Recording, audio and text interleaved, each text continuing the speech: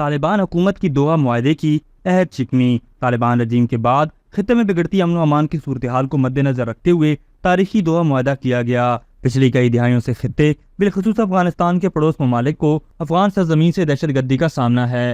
29 فروری 2020 کو امریکہ اور عبوری افغان حکومت کے درمیان تاریخی دوحہ معاہدے پر دستخط کیے گئے۔ دوحہ معاہدہ دونوں جانب سے حتمی رضامندی سے کیا گیا تھا۔ معاہدے کا مقصد علاقے میں امن و استحکام کو یقینی بنانا اور 2 دہائیوں سے جاری لڑائی کو ختم کرنا تھا۔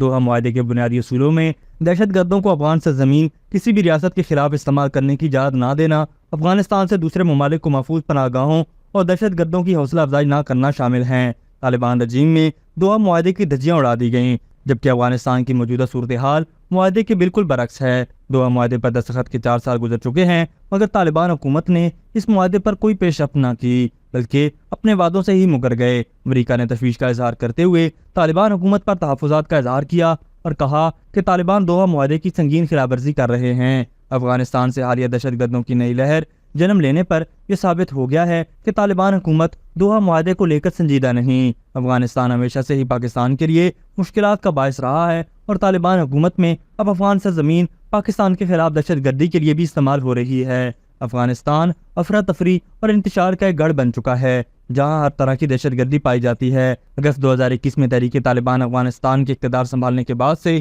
پاکستان میں دہشت گردی کی کارروائیوں میں نمایاں اضافہ ہوا ہے۔ پاکستان کی جانب سے افغان سرزمین پر TTP کے دہشت گردوں کی موجودگی کے ثبوت اور ان کی حوالگی کے بار بار مطالبات کے باوجود افغان طالبان نے دہشت گردی کے دیرینہ مسئلے کو پاکستان کا اندرونی معاملہ قرار دیتے ہوئے مسلسل نظر انداز کیا ہے۔ دوحہ معاہدے کی شرائط کے پیش نظر عبوری افغان حکومت اخلاقی طور پر افغانستان میں موجود دہشت گرد تنظیموں کے خلاف کارروائی کرنے کی پابند ہے۔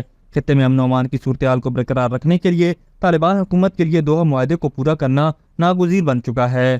ابھی تک کے لیے صرف اتنا ہی۔ مزید دلچسپ اور تازہ ترین خبروں سے آگاہ رہنے کے لیے ہمارے چینل اسلام آباد انسائیڈر کو سبسکرائب کرنا مت بھولیے، اور اگر ہماری یہ ویڈیو آپ کو اچھی لگی ہے تو اسے لائک کر دیں اور اپنی قیمتی رائے کا اظہار نیچے دیے گئے کمنٹ سیکشن میں ضرور کریں۔